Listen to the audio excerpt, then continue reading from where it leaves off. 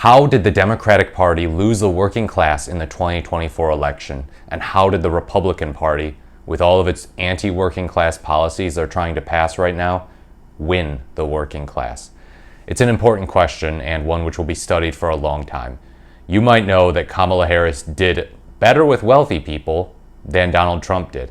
And in fact, one of the few counties in which she did better in the 2024 election than Joe Biden did in 2020 was Leelanau County in Michigan, a very wealthy county.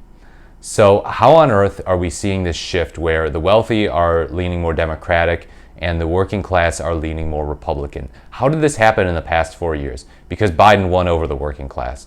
Most people voted for Biden in 2020, 81 million votes to 74 million or so. So why this big change? Well, we have to talk about several things. We have to talk about some things that the Democrats were in control of, and we have to talk about some things that they were not in control of. Let's start off with things that they were in control of. They could always talk a tougher game on economics, talk a more progressive game. There really isn't that much of a drawback for going far left on economics.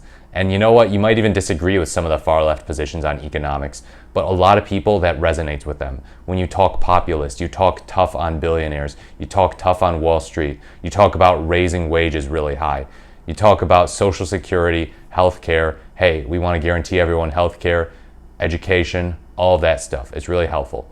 You talk about banning price gouging. Kamala Harris did that, and yet she still lost. She probably didn't talk about it enough, though, so that's something that was under her control. But the issue is that the Democrats simply did not run to the left enough on economics. We have to say this. We have to say this in spite of the fact that they put Tim Walz as their vice presidential nominee. Kamala Harris picked Tim Walz, and Tim Walz is one of the most progressive governors in the country. He talked a great game on healthcare, unions, free school lunches, paid family leave, and yet they still lost. They still lost. So we have to look also at their policy during the Biden administration. Did people really feel like Kamala Harris was going to be a continuation of Joe Biden? Yes, they did, and that's not a great thing for economics, because regardless of how well you think Biden did on economic policy, the economy was not that great under him. It started to look better in 2024, but it was too little too late.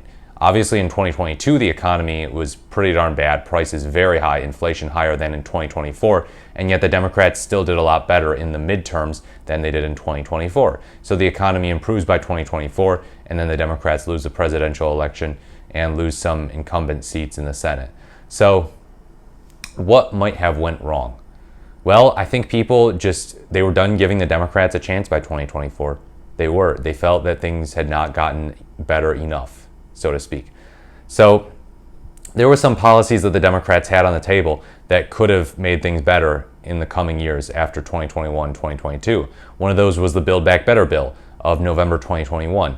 Senator Joe Manchin, the so-called Democrat of West Virginia, a very, very moderate man who is almost in Republican territory, basically a moderate Republican, you could say. He did not like what was in that bill, and he broke with that bill. He pulled his support. Kyrsten Sinema similarly was up to no good in terms of tanking Biden's bills, the bills that would have really given him a better legacy. So there was that problem. They had a real chance to shoot some energy into the American economy, help out the working class, provide for people with some social spending, and allow people to have their basic needs met going into this huge price surge of 2022, 2023, 2024. And yet they couldn't get that. They got the Inflation Reduction Act, which was named the Inflation Reduction Act, and inflation did go down, but again, it was too little too late. And it had some progressive policies in it. Did it have enough for people, enough for the working class to remain with the Democratic Party? I do not think so. I do not think so, because otherwise I think that Kamala Harris would have done better. We have to talk about the Democratic Party's past before the 2024 election and the 2020 election as well. President Obama could have done more too to really help the Democratic Party's brand on economics. We have to say that. We have to say this. I know people have short-term memory, but had President Obama gotten universal health care through the Affordable Care Act, Obamacare would have been known as universal health care, universal health care would have been known as Obamacare. If he had gotten something like that and touted it on the campaign trail for Harris, that might be something that really sticks with people, So you could call it the Universal Health Care Act. And people don't like it when it's called Obamacare. They're like, oh, it has Obama's name on it, so I don't like it that much. But they like the Affordable Care Act. Suppose he said the Universal Health Care Act and started campaigning on that. that's something that would have resonated with people. They would have been like, yeah, I like the Universal Health Care Act. I don't like Obamacare that much, but I like the Universal Health Care Act. So these things all add up. And this is something, I mean, that would be for a little bit older voters, you know, so people who were like adults during the Obama administration who would remember that he gave us universal health care if that happened. I know I'm entertaining a lot of alternate history here, but we have to look at how these things all add up. And I mean, if Obama had gotten universal health care passed in 2010 in place of the Affordable Care Act, who knows if Trump gets elected in 2016? Maybe the Democrats just keep winning the White House and there's never a Republican president between 2008 and now. It might seem like wishful thinking, but people tend to reward bills that actually provide for them in such an expansive way. And the Affordable Care Act did that in some ways, but not in every way, not aggressively enough. The Medicaid expansion, big deal. It was, but would it give everyone health care? It did not. So the Democratic base obviously wants stuff like that. They want universal health care. They don't simply want the public option. That would be appreciated, but they want more than that. So Democrats didn't talk about that enough. Joe Biden actually campaigned on raising the minimum wage, and yet the minimum wage was not raised during his presidency. The last time that it was raised was, ironically enough, during a Republican president's administration, George W. Bush. Yeah, it went up to $7.25 an hour. It has stayed that way for quite a long time now. So poor Biden just didn't have that much to brag about, and the bragging that he did was minimal. He didn't really boast about his accomplishments. A lot of his accomplishments that he boasted about actually tended to be more foreign policy, from what I could tell. And foreign policy is important, but you know, just because things are going well across the world stage doesn't mean people are going to be able to afford groceries. Doesn't mean people are going to be able to afford healthcare. So when they feel like, okay, well, yeah, he's got good foreign policy, he's bragged about some of his foreign policy stuff, and people actually didn't even like his foreign policy that much. See, for example, the Israel-Gaza conflict. But suppose people did. They loved him on foreign policy. That's not going to help them afford groceries more easily, or at least not directly, because I know foreign policy does affect economics. But in a direct enough way that it would satisfy people, I don't know. Not as directly as putting money in people's pockets directly through social spending. So a lot of people, unfortunately, don't tend to be super well informed. They don't tend to parse through all the policies that presidents pass. So at some point, I think there might be people who are centrist, so to speak, or center-left, or perhaps center-right, but with left-leaning economic views and some more hard-right social views. And so they see the Democratic Party's platform, they see the Republican Party's platform, they hear what they talk about, and they say, okay, they're pretty similar on economics. And why would they think they're similar? Because they're not that similar. They're really not. The Democrats are significantly better, significantly more progressive. But if the Democrats aren't marketing themselves that way enough, the average voter might not know the difference. So these people will say, okay, they're pretty similar on economics. I don't necessarily love either of them. It doesn't seem like they're looking out for me. But they might have some hard right views on social issues. So they'll go, oh, I will stick with the Republicans because they have more traditional values on social issues. And that's kind of concerning. I know that's a red flag to a lot of people when you use the word traditional, but people, unfortunately, I mean, they vote based on that stuff sometimes. And they might be misled by media to think, oh, well, look, these trans athletes, this thing, it's getting out of control, this DEI thing, it's getting out of control. And look, I'm progressive on economics, but I don't like the way that things are going with some of these social issues. The Biden administration seems a little too woke. Kamala Harris seems a little too woke. Tim Walz seems too woke. So I guess I'll just vote for Trump because even though he's not looking out for me on economics, he doesn't seem to be embroiled in all of this wokeness stuff, and he criticizes wokeness. There are people like that. It's unfortunate that they think those types of things. They should pay more attention to economics. They should pay more attention to the history of the Republican Party and how it has almost never helped the working class. To the extent that the Republican Party has helped the working class, it has been incidental, not directly. So Donald Trump, of course, he had his economic policies. He talked about no tax on tips, but it was only for really wealthy people, just to help venture capitalists. Kamala Harris came out and said no tax on tips, and she was talking about for working class people like waitresses, waiters, you know, so actually pro-working class, whereas Donald Trump's is pro-owner class. So Harris is just better for the working class. She was campaigning on directly helping them. Trump was campaigning on policies that primarily helped the wealthy. For example, he boasted about his plan to give a tax cut to the wealthy. He's like, you will get a tax cut. I will give you a tax cut, rich people. He did that. So Kamala Harris, of course, I mean, she could have talked about taxing the wealthy just a bit more, I think, and probably even lowering taxes for the middle class. That's an underutilized tactic for Democrats. But she didn't really rely on it that much. She talked a lot about democracy. And democracy is a very important thing. It's one of the core values of this country. So I do not fault her at all for talking about it. But, and this is a big but, you can't eat democracy. You can't use democracy to purchase a bag of apples or a carton of eggs. You can't. So it doesn't resonate that much with people. It simply doesn't. Now I know it's important, of course, but when people are unable to afford things and people are maybe less convinced that Trump's a threat to democracy, they might think, okay, well, we had him for 4 years and he didn't end democracy. Sure, he was a little bit unhinged on Twitter at times, and January 6th was pretty freaking yikesy with these lunatics storming the Capitol, but democracy was not ended. So, I don't know, she's just focused on democracy. Trump's talking about, we have to lower prices. Biden and Harris brought up the prices so much and it's unacceptable. I will lower prices on day one. He did not lower prices on day one, by the way, but he promised it, and it apparently was effective. So, yeah, it's unfortunate that people have such short memory spans because I think they could have remembered just 4 years ago how Trump's presidency ended, how it went throughout its entirety, basically, of being anti-working class, with a few exceptions here and there, such as pulling the U.S. out of the Trans-Pacific Partnership, not a remotely helpful trade deal, really unwise. And as Trump pointed out, I think correctly, it didn't really help the U.S. and actually hurt the U.S. And helped other countries more than the U.S. So that was problematic. Almost all of his other policies, though, it was like, yeah, geared towards giving welfare to the uber wealthy. And now that he's let Elon Musk in the government, what leg does he have to stand on for helping the working class? But the Democrats lost the working class to him. This guy is a billionaire. Kamala Harris is a multimillionaire, I guess, and Tim Walz barely has $1 million as far as I know. He's kind of just an upper middle class guy from the Midwest, doesn't own any stocks, and yet they still lost to this billionaire. They lost the working class to this billionaire. So yeah, there are some things, of course, that are outside of the Democrats' control, that no amount of good rhetoric from the Democrats could have changed that. There are unfortunately working class people who are supporters of Trump, who are won over by Trump, and who simply don't tune in enough. They don't tune in enough. So no matter how much good rhetoric the Democrats spouted, they were not going to win those people over.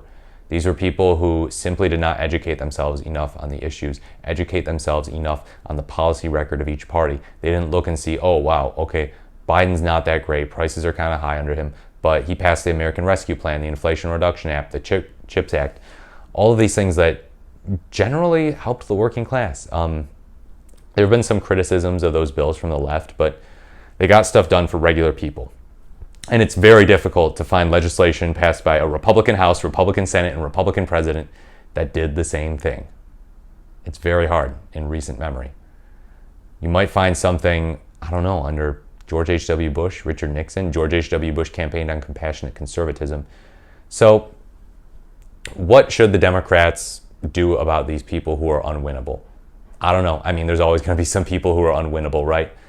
Social issues. A lot of people on the right love to argue that social issues are this albatross around the Democratic Party's neck. They'll love to say that, oh, it's because of transgenderism that Democrats lost this election. They'll say, yeah, you embraced transgenderism and that's why you lost. But then they'll also talk about the prices being too high. It's like, you got to pick.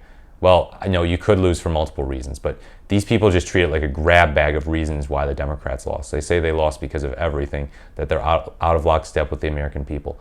But if you look at what Trump's doing, most people don't approve of it. They don't approve of what Elon Musk is doing. Most people continue to hold progressive views on issues. They support raising the minimum wage. They support ending price gouging. They support more government involvement in healthcare, not less. They support protections for pre-existing conditions, which Trump tried to end during his first term.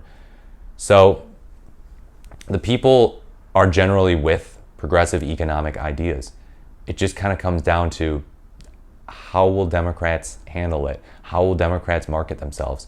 Someone like Bernie Sanders, I have to wonder if him being shafted by the DNC further alienated the working class base, the people who were super excited about this guy. You know, they loved when he went up there and talked about universal health care and raising wages and how they haven't kept up with inflation since 1968 or whatever. Corporate greed, all those things. And they're just like, wow, this party doesn't care about me. They think they know more than me. They think that, oh, actually, Joe Biden is better than Bernie Sanders, even though he's struggled to talk and he's less progressive on economics and he's more corrupt, plain and simple. You know, Bernie Sanders didn't have his own Hunter Biden situation going on. So I think that a lot of the Democratic base, the working class, was turned off by the way they treated Bernie Sanders and could have still been resentful towards them over that. There were also people who formerly supported Bernie Sanders who ran into the Donald Trump lane. They did. They supported him, and it is insane. They went from hard left to the most far-right candidate in American history. And it's insane because in 2016, you know, Donald Trump was less far-right, and they were with Bernie Sanders back then.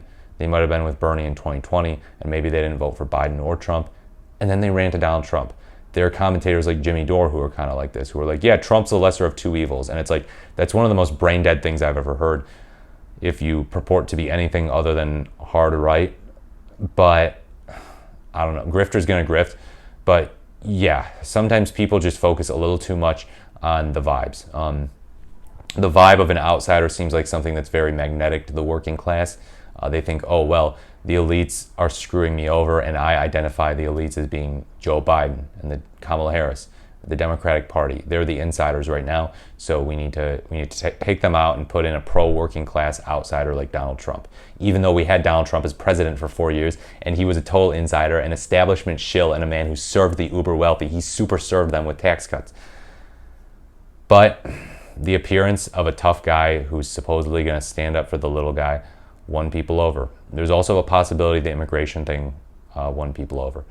A lot of people got misled on the border. There are people who got propagandized to believe that the border was open during Joe Biden's presidency. Like, as in nobody was enforcing anything. That it was just like, oh, hey, come on in, illegal immigrants. I mean, the propaganda, you know, and Democrats, what can they do? They can't.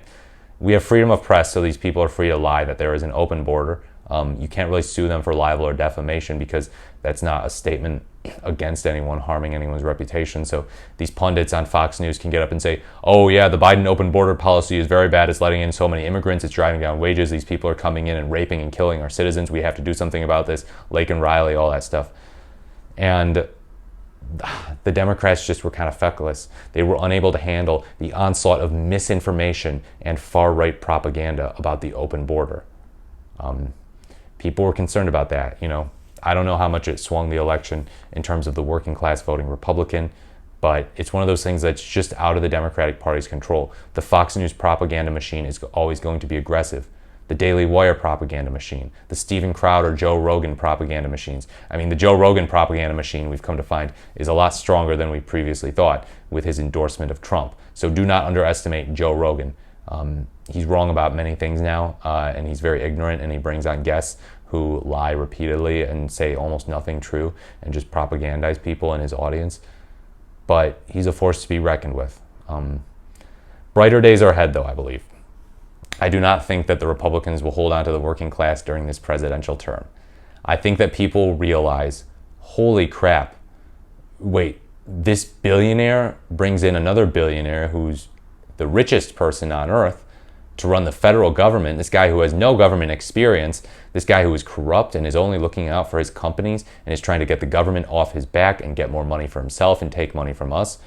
Something's wrong here. They will say this smells like corruption, and they will be correct. There's also the mass firings. And, you know, Trump actually talked about this when he was running for president. He talked about gutting the administrative state. Vivek Ramaswamy, who was a massive Trump bootlicker and Trump simp, he talked about it in a much more elegant form. Now, I don't know how many Americans paid attention to Vivek Ramaswamy, but he was saying, yeah, we need to gut the administrative state, and we can actually do this under the law. You know, there's some Supreme Court case or some statute or something like that. The president has the power to do this, and I think we need to do that. And yeah, he was in lockstep with Trump the whole campaign, barely criticized him, and then was going to join him in Doge. So the American voters, the working class, had warnings that this type of stuff was coming, that people were going to get fired, they were going to lose their jobs, federal workers were going to lose their jobs, it was going to leave the country worse off. And yet the working class still voted for him. And yet there were federal employees who still voted for Trump. They still voted for Trump. And they lost their jobs, they got fired, and they're posting about it on Facebook and X about how angry they are. I wish that the Democrats, and this is a serious critique, something that's in their control we're coming back to, they should have talked about the consequences of this more often.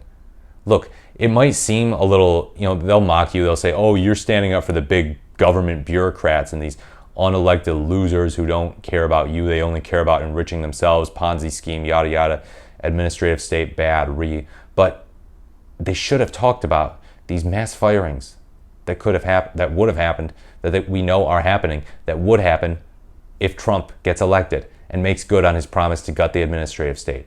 It's going to mean less money for you. It's going to mean less protection in the event of natural disasters. It's going to mean chaos for the country. And the Democrats weren't talking about that quite enough. I don't even remember them really going into that, like mass firings. I don't remember hearing them ever use that phrase. This is a phrase that we're now kind of just starting to hear in the early days of Trump 2.0. And the Democrats weren't there to warn people about it. It's something that I think could have gotten people's noggins jogging. But yeah, what can we do? Pay more attention next election cycle. Pay attention to what Trump does. Talk about it. Pay attention to what people are concerned about that Trump's doing, So if Trump says a few fringe, weird remarks, it's like, okay, whatever. Don't make that the crux of your argument against him. Go on X and make posts making fun of him, but don't make that the crux of your argument. Make it the crux of your argument that he is screwing over the working class, that he's the most anti-working class president in U.S. history, that his first term was bad, that we should have known that he was going to be anti-working class based off his first term, but that his second term is even worse.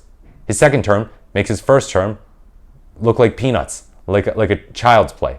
Because putting Elon Musk in charge of the government is as big a middle finger to the working class as you can get. No waste, no fraud, and no abuse were stopped with President Musk running the deep state. He's the deep state now, and if he starts screwing too much with things, putting his hand in the cookie jar, I think people could really feel some serious repercussions. The Trump administration is lying too. They're saying that they fired people based on poor performance, but there was no evidence of that. And I think those workers who were fired, some of those who may not have been Democratic voters, will reconsider their decision to not have voted Democratic in 2024. And they'll be mobilized, and they will vote against Trump in 2028. Or should I say the Republican nominee, who might as well be Trump, because they're just going to want to carry on the MAGA mantle. So Democrats, talk a better game on economics. Avoid obsessing over social issues too much. Avoid obsessing over democracy too much at the expense of economic issues. Brag when you get things done for the American people. Boast about it. It's what President Trump does, and you know what? He is right to do it. He is smart to do it. You can brag too, though. You have bragging rights. Rub it in the Republicans' face. Tell the American people that they hate the working class, that they want them to starve. Be aggressive. You know what? The world is your oyster when it comes to campaigning. Don't be afraid to act a little unhinged, because Trump does it. Trump does it, so try to get away with it too. I know we grade Trump on a curve, but it's time. It's time. When they go low, we go low too. People actually are talking about this, so we will see if Democrats have it in them, or if someone new emerges who has it in them, someone we don't even know about right now. Some John Smith or whatever dude, random dude, gets elected and in 2026 and then runs in 2028, something like that. Let me know what you think in the comments below about why the Democratic Party lost the working class. How on earth do you think the Republicans won them over with their big bad billionaire Donald Trump? What is going on? Let me know what you think in the comments below. As always, please like, comment, or subscribe to the channel. Thank you so much for watching, and I look forward to speaking to you in my next video.